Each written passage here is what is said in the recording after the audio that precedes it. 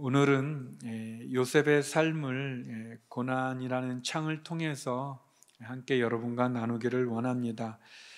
요셉은 고난의 삶을 겪어야 했지만 좌절이나 원망이나 불평으로 절망하지 않고 하나님의 관점으로 자신이 겪는 고난을 이해하고 또 그 고난을 통해서 더 하나님께 가까이 나아가고 더 겸손해지고 더 삶이 단단해지고 또 위대한 믿음의 조상으로 변하게 되는 것을 보게 됩니다. 코로나19 팬데믹이라고 하는 전대미문의 고난과 시련의 시간을 보내는 우리들에게도 역시 요셉과 같이 고난을 통해서 하나님의 사람으로 거듭나는 그런 은혜의 시간이 되기를 소망합니다. 오늘 우리가 읽은 세 절의 말씀은 요셉의 인생 가운데 고난이 시작되는 그러한 본문입니다. 요셉이 당했던 고난은 어떻게 보면 원하지 않고 또 억울하게 당해야 되는, 감당하기에는 너무 벅차고 힘든 그런 고난이었습니다. 그러나 요셉은 그 고난 속에서도 하나님을 의지하고 또 하나님으로 자신의 고난을 이해하면서 헤쳐나가고 극복해서 하나님의 사람으로 후에는 애굽의 총리가 되어 이스라엘 백성이라고 하는 한 나라를 만드는 그런 귀한 일을 감당하는 역할을 하게 되죠. 요셉처럼 저희들에게도 또 우리 대한민국 전 세계에 있는 이 코로나라고 하는 이 고난뿐 아니라 우리 각 가정 가운데 또 우리 자녀 가운데 또 우리 개인적으로 겪는 우리의 고난의 시간 속에서 우리가 이 고난을 어떻게 이해하고 또 어떻게 헤쳐나가고 또 어떻게 극복하는가를 함께 나누기를 원합니다. 저는 이 고난을 이겨나가기 위해 우리에게 필요한 것이 있다면 그것은 고난에 대한 성경적인 또 하나님의 마음으로 이해하는 그러한 과정이 필요하다고 생각합니다. 그래서 세 가지를 여러분과 함께 나누고자 합니다. 먼저 첫 번째는 고난은 하나님의 훈련의 도구라는 것입니다. 우리를 훈련하시는 하나님의 도구로 고난이 우리에게 주어집니다. 우리 18절에서 20절 오늘 본문을 다시 한번 읽어보겠습니다. 시작. 형들은 요셉이 멀리서 오는 것을 보고 자기들에게 가까이 다가오기 전에 그를 죽이려고 음모를 꾸몄습니다. 그들이 서로 의논했습니다. 저기 꿈쟁이가 온다. 자, 우리가 그를 죽여 이 구덩이들 가운데 하나에 쳐놓고 맹수가 그를 삼켜 버렸다고 하자. 그의 꿈이 어떻게 되나 어디 한번 보자. 우리가 잘 아는 것처럼 요셉은 형제들이 많았습니다. 이 아버지는 한 분이지만 배다른 어머니 네 분을 통해서 모두 12아들을 야곱은 갖고 있었고 요셉은 그 야곱의 11번째 아들이었습니다. 그리고 12번째 아들은 요셉의 동생이었죠. 그리고 요셉과 마지막 아들인 베냐민의 어머니는 라헬이었고 라헬은 아버지 야곱이 가장 사랑했던 여인이었지만 동생을 낳는 가운데 죽게 됩니다. 그래서 요셉과 베냐민은 어쩌면 굉장히 어머니가 없이 일찍 어머니를 여의고 자라나야 되는 그런 상황이었습니다. 아버지 야곱이 가장 사랑했던 여인의 아들이어서 그런지 또 그 여인이 일찍 죽었기 때문에 야곱은 특별히 이 요셉을 굉장히 편애했습니다. 다른 아들들은 양을 치는 일을 하러 갈 때도 요셉은 양 치는데 보내지 않았습니다. 그에게 이 색동 옷을 입혀줬다, 이렇게 값진 의복을 입혀줬다고 하는 것은 양을 치는데 적절하지 않은 그런 옷이라는 거죠. 그것은 요셉을 양 치는데 보내지 않았다는 것을 보여주고, 또 우리가 아는 것처럼 요셉은 꿈을 많이 꿨습니다. 근데 그 꿈의 내용들이 보면 형들이 자기에게 절한다는 내용이고, 또 심지어는 부모까지도 자기에게 절하는 그런 내용의 꿈을 꾸었죠. 그래서 요셉은 그 꿈을 이야기함으로 형들로부터 아버지의 편애로 인해서도 미움을 받았을 뿐 아니라 또 그 꿈 때문에 더 미움을 받았던 그런 상황입니다. 오늘 본문은 형들이 이제 양을 치러 나갈 때 그 양이 이렇게 이제 목초지를 따라서 이렇게 움직이게 되는, 그러니까 하루 뭐 갔다 오는 그런 거가 아니라 여러 날을 집을 떠나야 되는 그런 상황 가운데서 아버지 야곱이 요셉에게 형들의 소식을 궁금해하고, 또 형들에게 소식을 듣기 위해서 요셉을 보냈습니다. 보냈을 때 이 요셉은 아버지에게 순종해서 형들을 찾아서 헤브론이라고 하는 그 집에서 그가 이렇게 떠나게 되죠. 형들이 있을 만한 곳에 이렇게 가게 됩니다. 이리저리 헤매게 되죠. 그래서 헤브론이라는 데서 세겜이라는 곳으로 가서 거기까지 찾아갔는데 세겜에서 형들이 또 보이지 않는 겁니다. 그래서 거기서 방황하게 될 때 한 사람이 그 형들이 도단이라는 곳에 갔다는 것을 알려주게 돼서 요셉이 그 도단에 있는 형이 있는 곳을 찾아서 가게 되는 장면입니다. 그런데 형들이 요셉이 멀리서 오는 것을 보고 형들이 음모를 꾸깁니다. 요셉을 죽이려고 합니다. 그러면서 말하죠. 저기 꿈쟁이가 온다. 우리가 그를 죽여서 이 구덩이들 가운데 하나에 쳐놓고 맹수가 그를 삼켜버렸다고 하자. 그의 꿈이 어떻게 되나 한번 보자라고 얘기합니다. 굉장히 무서운 일이죠.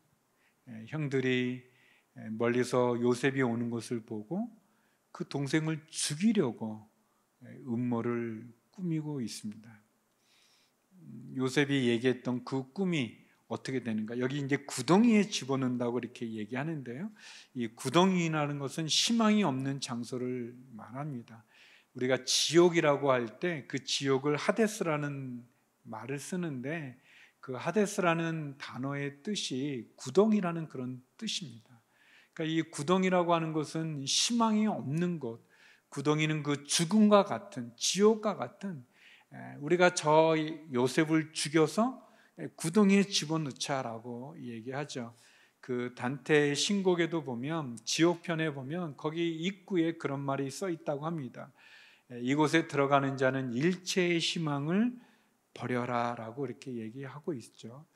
구덩이라고 하는 것은 희망이 없는 곳을 말합니다. 형들은 요셉을 희망이 없는 곳, 그곳에 집어넣으려고 합니다. 요셉 입장에서는 이해할 수 없는 고난이죠.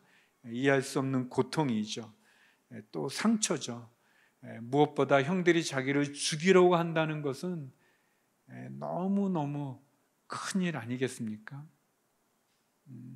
저는 이 사형제에서 막내로 자랐어요. 그러니까 막내로 이렇게 자라다 보니까 이 아버지 어머니가 이렇게, 막내가 좀 예쁘지 않습니까? 이렇게 늦둥이들이 예쁜 것처럼 이렇게 되게 마지막 가면 예뻐요. 이렇게 첫째는 되게 이 기대도 많이 하고 또 처음이다 보니까 고생을 많이 합니다. 부모님들이 기대치가 높아서 공부를 못하면은 막 이렇게 때리고 뭐 그러죠. 막내는 공부를 못하면 아유 다 그러나 보다 이제 그렇게 벌써 포기한 상태고, 또 첫째는 또 이렇게 막 걱정 의심이 많잖아요. 그러니까 경험이 없다 보니까. 그런데 이제 막내로 내려오다 보면 다 괜찮아, 저러다가 살아나겠지 뭐 하면서 이렇게 뭐 그런 게 좀 많이 있어요. 부모 입장에서 여유도 많이 생기고 또 경험도 있게 되니까 그런 게 많이 있죠. 그렇지만 여러분, 막내의 소름이라는 것을 아는지 모르겠어요. 그럼에도 불구하고 그런 게 있거든요.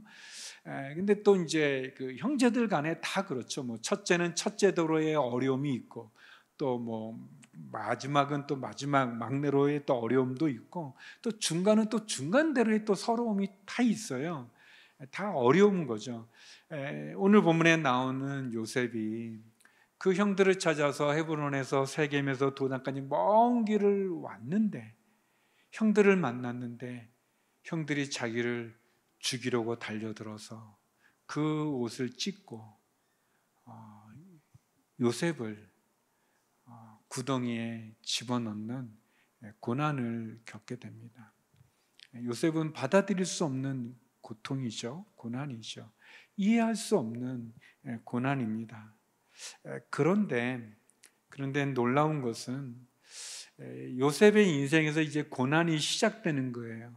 요셉은 이때 형들에 의해서 구덩이에 빠진 이후로 그는 집에 평생 가지 못합니다. 나중에 그의 아버지가 죽었을 때 그때 방문하게 되죠.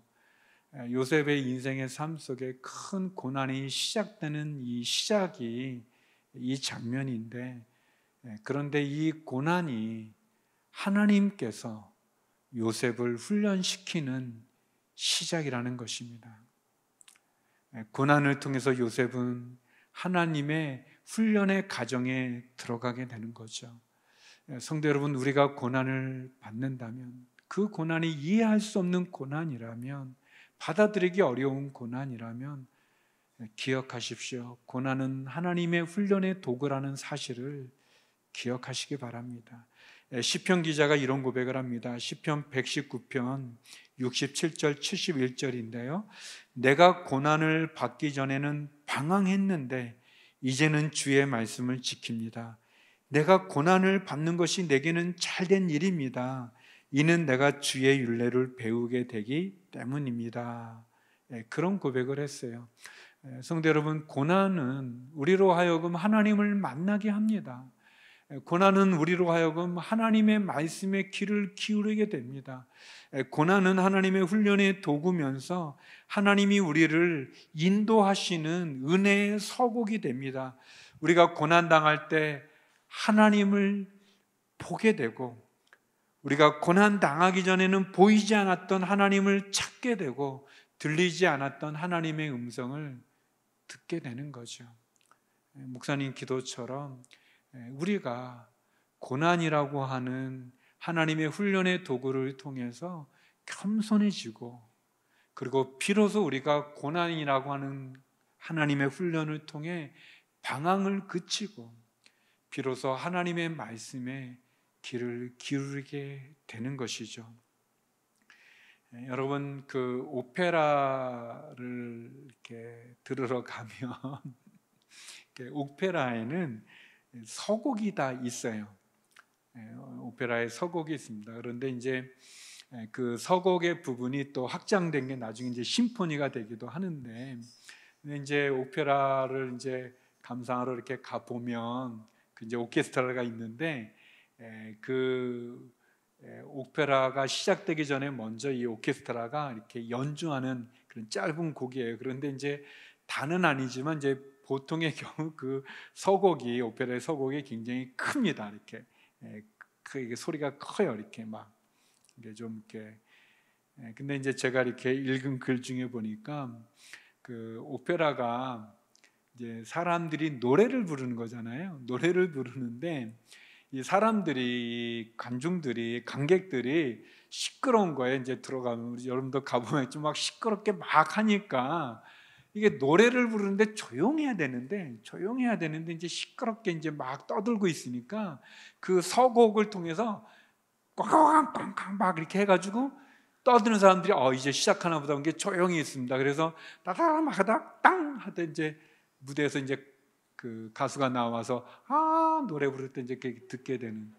그래서 되게 이제 오페라의 서곡이 조금 이제 시끄럽고, 이제 시끄럽다기보다 이제 사람들을 집중시키는 거죠. 노래를 들어야 되니까 이제 그런 거를 제가 읽은 적이 있어요.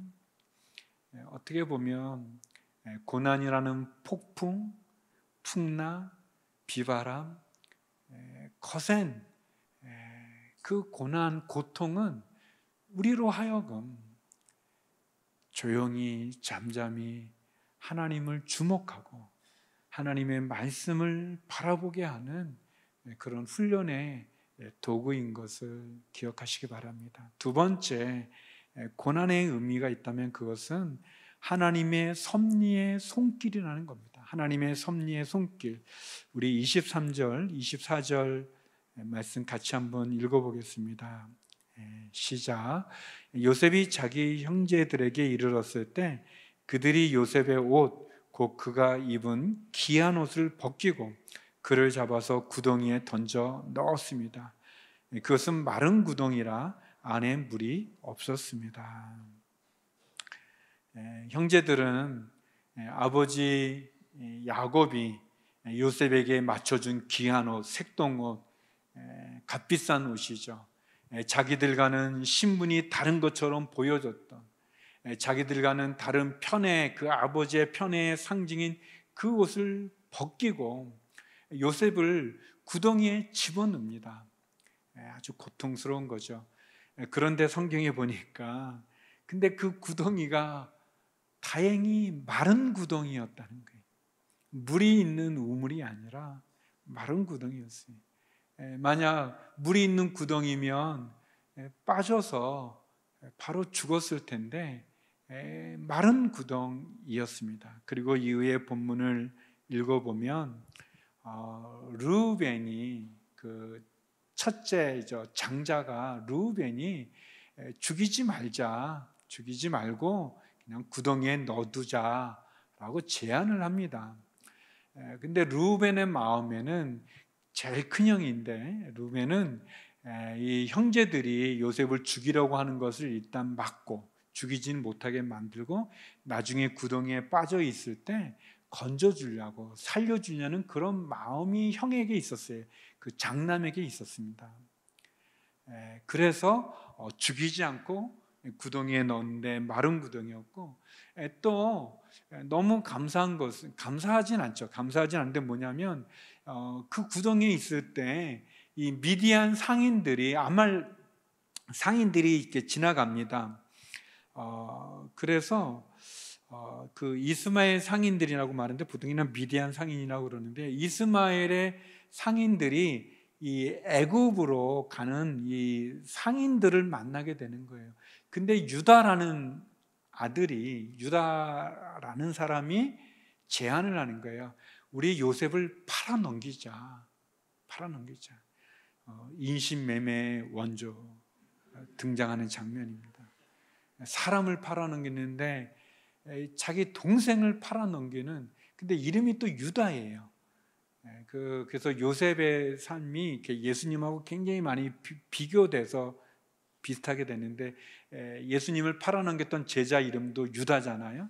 이름이 같아요. 유다가 팔아 넘깁니다. 그래서 은 20에 이 요셉을 팔아 넘깁니다. 여러분 상상해 보세요. 요셉이 그 형들이 자기를 죽이려고 달려들어서 그 옷을 벗기고 구덩이에 넣었을 때 얼마나 부르짖었겠습니까? 얼마나 소리 질렀겠어요? 살려달라고 얘기를 했겠어요? 그런데 꺼내주는데 살려주나 보다 그랬더니 그게 아니라 자기를 돈을 받고 노예로 팔아버리는 그 일을 겪게 되는 게 얼마나 큰 고통이었겠습니까? 팔려가는 거 너무 어렵죠. 그런데 이 고난 속에 하나님의 섭리가 있어요. 하나님의 손길이 있어요. 하나님이 르우벤이나 유다 마음에 주셨던 생각들, 또 이 구덩이에서 결국은 굶어 죽을 수밖에, 맹수에게 굶어 죽을 수밖에 없었던 요셉인데, 일단 그가 애굽으로 팔려가는 상인들에게 끌려가지만 그 애굽에서도 또 감사하게 보디발 장군이라고 하는, 다시 말하면 바로의 아주 측근 중에 측근인 장군의 집에 노예로 팔려가게 되는 거예요. 그래서 요셉이 이 왕궁과 가까이 있을 수 있는 그런 기회를 갖게 됩니다. 또 보디발 장군의 신임을 얻게 돼요. 너무 놀라운 장면이죠. 어떻게 보면 고난에는 하나님의 뜻이 있어요. 하나님의 섭리의 손길이 있습니다. 보이지 않는 손길이죠. 우리는 이 요셉의 마지막 어떻게 되는지 그 과정을 아니까 어떻게 보면 그 속에서 하나님의 섭리를 찾을 수 있는 거죠. 또 우리가 아는 것처럼 요셉이 또 이 보디발 장군에게 신임을 얻어서 또 지낼 때 또 어려움, 그 아내의 유혹을 받는 어려움을 겪잖아요. 근데 그것조차도 나중에 보면 또 하나님의 섭리의 손길인 것을 보게 되죠. 그렇게 하나님의 보이지 않는 섭리의 손길이 있습니다. 고난의 뜻이 있는 거죠. 지금은 내가 이해되지 않고 깨닫지 못해도 하나님의 손길이 있어요. 그 옥시몰론이라고 하는 그런 단어가 있습니다. 그 모순어법인데요. 또는 그 모순 형용법이라고도 하는데, 서로 반대되고 양립될 수 없는 말을 짜 맞추어서 독특한 효과를 내는 표현법인데요. 예를 들면 사랑의 증오, 이 사랑과 증오가 같이 있을 수 없는데, 이 찬란한 슬픔, 무슨 슬픔이 찬란합니까? 그런데 이제 찬란한 슬픔, 작은 거인, 무슨 거인인데 작아요? 이제 키 자그만, 예전에 그 박정희 대통령을 작은 거인이라고 그랬는데 키가 좀 작으셨거든요. 근데 그러니까 좀 이런 식의 표현. 또는 이제 우둔한 천재, 다 처음 들어보는 말과 같은 표정인데 아인슈타인을 우둔한 천재라고 그랬어요. 아인슈타인이 어떤 부분은 천재적인데 어떤 거는 완전히 바보 같은 그런 분이셨거든요. 우둔한 천재, 똑똑한 바보, 다 아는 비밀, 비밀인데 다 합니까? 이런 표현들이 있어요. 그런 말 많이 하죠. 선생님들이 못했지만 참 잘했어요. 근데 못했는데 뭘 잘합니까? 그런데 이제 그런 표현들이 있어요. 성도들의 삶 속에 보면, 어떻게 보면 지금은 우리가 이해되지 않지만 하나님의 손길이 있어요. 하나님의 섭리의 손길이 있어요. 그래서 사도 바울은 그것을 깨달았어요. 그것을 이해하게 됐어요. 그래서 그가 이런 고백을 합니다. 고린도서 6장 8절에서 10절에 보면 이런 말을 해요. 영광과 모욕, 이 모기가 저를 좋아해서 이렇게 설교하는데 자꾸 물기도 하고 이렇게 잡았어요, 제가. 예. 미안하다. 그렇지만 이런 표현, 같이 어울릴 수 없는 두 표현이지만 그거를 깨달은 거예요. 사도 바울이 고백합니다. 영광과 모욕, 비난과 칭찬을 동시에 겪으며 이랍니다. 우리는 속이는 사람 같으나 진실하고, 무명한 사람 같으나 유명하고, 죽은 사람 같으나 보십시오, 살아 있습니다. 우리는 징벌을 받는 사람 같으나 죽임을 당하지 않고, 근심하는 사람 같으나 항상 기뻐하고, 가난한 사람 같으나 많은 사람을 부유하게 합니다. 아무것도 없는 사람 같으나 모든 것을 가진 사람입니다. 그런 놀라운 역설적인, 모순적인 그런 삶 속에서 고백하는 거죠. 사도 바울은 그가 주님으로 받는 고난, 그것이 불행이고 절망이고 억울하고 좌절할 수밖에 없지만, 그러나 그 고난이 도리어 축복이 되는 역설을 고백하고 있는 거죠. 우리가 겪는 고난, 그 고난에 하나님의 섭리의 손길이 있다는 겁니다. 왜냐? 그 고난을 통해서 하나님 우리를 연단하시는 것이고, 그 고난을 통해서 하나님 우리를 거듭나게 하시는 것이고, 그 고난을 통해서 하나님께 집중하게 하시는 것이고, 그 고난을 통해서 우리를 하나님의 도구로, 하나님의 사람으로, 하나님의 일꾼으로 우리를 이끌어 주시기 때문에 그런 거죠. 그래서 욥기 23장 10절의 고백처럼, 그러나 그분은 내가 가는 길을 아시는데 그분이 나를 시험하시고 나면 내가 순금같이 나올 것이다 그랬습니다. 사랑하는 성도 여러분, 우리 안에 있는 우리의 찌꺼기들을 태워서 점금같이, 순금같이 구별해 내기 위해서는 우리에게는 풀무불이라고 하는 연단의 과정이 필요한 거예요. 마치 이 여러 가지 불순물이 섞여 있는 거기서 순금을 얻기 위해서 풀무불에 들어가서 순금을 얻어내는 것처럼, 우리의 삶 속의 고난을 통해 하나님 우리를 만들어 가시는 거죠. 고난에는 하나님의 섭리의 손길이 있습니다. 그래서 여러분이 고난 가운데 있다면, 어려운 시련 가운데 있다면 하나님, 나를 만지시는 하나님의 섭리의 손길을 경험하시기 바랍니다. 마지막으로 고난은 하나님 사랑의 가정입니다. 사랑의 가정이에요. 우리 창세기 39장 20절에서 21절 말씀 같이 한번 읽어보겠습니다. 시작. 요셉의 주인은 요셉을 데려다가 왕의 제수를 가두는 감옥에 집어넣었습니다. 요셉은 감옥에 갇혔습니다. 그러나 여호와께서 요셉과 함께 하셨고 그에게 자비를 베푸셔서 요셉을 간수의 마음에 들게 하셨습니다. 여러분, 고난은 하나님의 사랑의 가정이에요. 가정입니다. 우리가 아는 것처럼 요셉은 억울하게 그 보디발 장군의 부인의 유혹을 받아요. 유혹을 받고 그렇지만 그 유혹을 견디죠. 여러분, 그 요셉이 형들에게 이렇게 이제 잡혀서 죽을 뻔하다가 노예로 팔려갔을 때 나이가 17살이에요. 17살.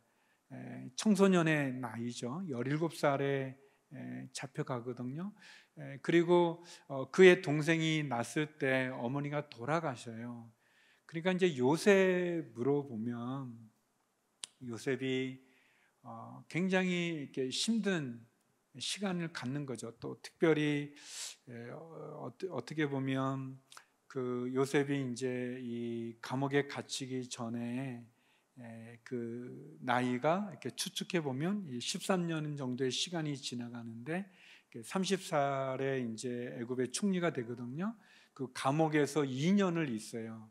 그래서 그 2년을 해서 한 3년 정도로 본다면 그러면 요셉은 한 27 정도 됐을 때 이제 감옥에 들어가게 되는 거거든요. 그러면 17살에 그 청소년 시기에 집을 떠나서 형들과 떠나서 고생해서 그 청년의 때, 그 20 후반의 그런 그 가장 청년의 때 보디발 장군의 부인의 유혹을 받는 거예요.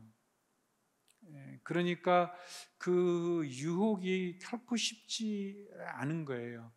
뭐 제가 이렇게 여성분들을 뭐 이렇게 차별하는 게 아니까 이렇게 이제 폄하하는 게 아니라 그 이제 요셉을 유혹했던 여자가 여인이 그냥 이렇게 좀 막 못생기고 그런 여자가 아니라는 거예요. 여러분, 그 여인 천하라는 그 옛날에 드라마에 보면 왕궁에서 이 여인들이 뭐야 이렇게 하면서 뭐 이렇게 했던 뭐 그런 거 있었는데요. 끝날 때 이제 뭐야 하면 이제 딱 이제 끝나는 그런 이제 드라마, 아주 오래된 드라마지만 거기 보면 여러분 이 권력을 가진 여자가 얼마나 두렵습니까? 얼마나 무서운 거예요.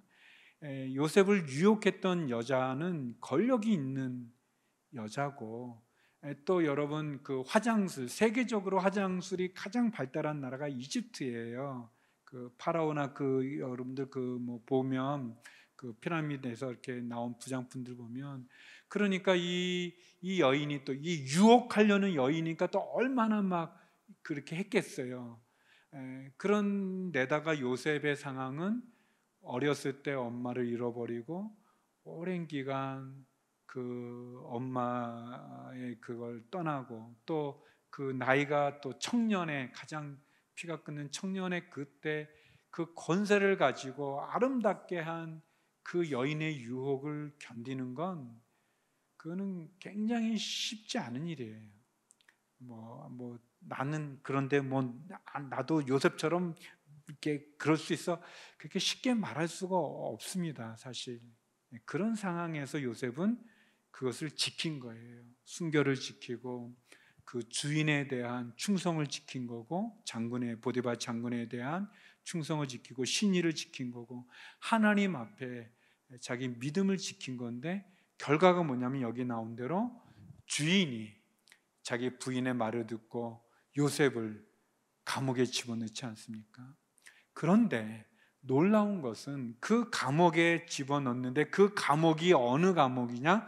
여기 20절에 보니까 왕의 제수를 가두는 감옥이었어요. 왕의 제수. 그러니까 이 왕궁에 있는 감옥인 거예요. 그리고 거기는 일반 잡범들이 모이는 무슨 그런 도둑질하고 뭐 그런 사람들이 아니라 이 왕과 관련되어 있는 중요한 사람들이 들어와 있는 감옥이고, 또 여기서 보면 하나님이 요셉과 함께 해주셔서 자비를 베풀어 주셔서 간수장의 마음을 들어서 요셉은 감옥에 갇혀 있는 사람만이 아니라 갇혀 있는 존재였는데 간수장이 요셉에게 그 감옥의 모든 것을 관리를 맡기는 거예요. 그래서 나중에 우리가 아는 것처럼 술 맡은 간원장이 꿈을 꾸고 그가 괴로워할 때 요셉이 그 감옥들을 돌아보았기 때문에 그 술 맡은 간원장, 떡 맡은 간원장의 꿈을 해몽해 줄 수 있게 됐고, 그것이 나중에 2년이 지나서 왕 바로가 풀 수 없는 꿈을 꾸었을 때 술 맡은 간원장이 요셉을 기억하게 되는 계기가 된 거예요. 하나님의 놀라운 가정이 여기에 있는 거죠. 하나님의 사랑을 경험하게도 되고 하나님의 섭리를 알게도 되고, 그 시간을 통해 요셉이 더 겸손하게 깨닫게 되는 그런 시간이 됩니다. 나중에 요셉이 이런 고백을 합니다. 창세기 50장 20절 21절인데요 우리 같이 한번 읽어보겠습니다. 시작. 형님들은 저를 해치려고 악을 꾀했지만 하나님은 지금 보시는 것처럼 그것을 선하게 바꾸셔서 오늘날 많은 사람들의 생명을 구하셨습니다. 그러니 두려워하지 마십시오. 제가 형님들과 형님들의 자식들을 기르겠습니다. 요셉은 형제들을 안심시키며 부드럽게 말했습니다. 결국 요셉이 자기가 17살 때 형들로부터 인신매매로 팔려갔던 그 죽을 뻔했던 그 사건을 이렇게 고백하는 거예요. 형님들은 저를 해치려고 악을 꾀했지만 하나님이 지금 보시는 것처럼 그것을 선하게 바꾸셨습니다. 형들에게 부드럽게 말하며 형들의 자녀들을 키우겠다고 이야기하는 거죠. 사랑하는 성도 여러분, 고난은 하나님의 사랑의 가정이에요. 믿음을 가진 성도에게 당한 고난은 다 의미가 있어요. 뜻이 있어요. 하나님의 가정인 거죠. 요셉은 그가 당했던 그 고난을 하나님으로 이해하게 된 거예요. 만약 여러분에게 고난이 있다면 그 고난에 하나님의 뜻이 있습니다.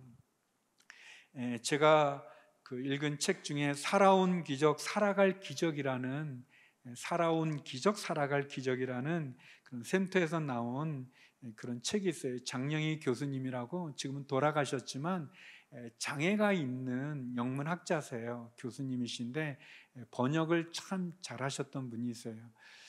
근데 그분이 쓴 수필집이에요. 이분이 암이 걸리셔서 암 투병 가운데 많은 글을 썼습니다. 그 자기 자신도 장애가 있게 살아오셨고요. 그래서 힘들었어요. 근데 또 암이 걸리셔서 어려웠던 시간이고, 결국 이제 하나님 품에 안기셨는데, 그 살아온 기적, 살아갈 기적에 이 제자가, 이 사랑하는 제자인데 이 굉장히 힘든 시간, 고통스럽고 힘든 시간을 보내는 사랑하는 제자에게 쓴 그런 수필 중에 무릎 꿇은 나무, 무릎을 꿇은 나무라는 그런 이렇게 짧은 수필이 있는데요. 거기서 이 교수님이 힘들고 어려운 시간을 보내는 제자에게 해주는 이야기예요. 이런 말씀이, 이런 내용이 있습니다. 로키 산맥 해발 3,000m 높이에 수목 한계선 지대가 있다고 한다.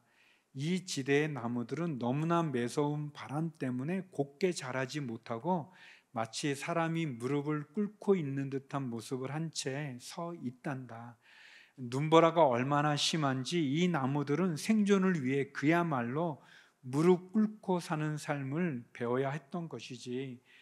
그런데 민수가 세계적으로 가장 공명이 잘 되는 명품 바이올린은 바로 이 무릎 꿇은 나무로 만든다고 한다. 라고 그렇게 고통 가운데 있는 사랑하는 제자에게 쓴 그런 글이 있습니다. 어쩌면 우리 모두는 온갖 매서운 바람과 눈보라 속에서 나름대로 거기에 순응하는 법을 배우며 제각기의 삶을 연주하고 있는 건지도 모른다. 너는 이제 곧 내 몫의 행복으로 더욱더 아름다운 선율을 연주하기 위해 여름을 연습을 하고 있는 거라고. 그러니까 조금만 더 힘내라. 그렇게 글을 쓰고 있습니다.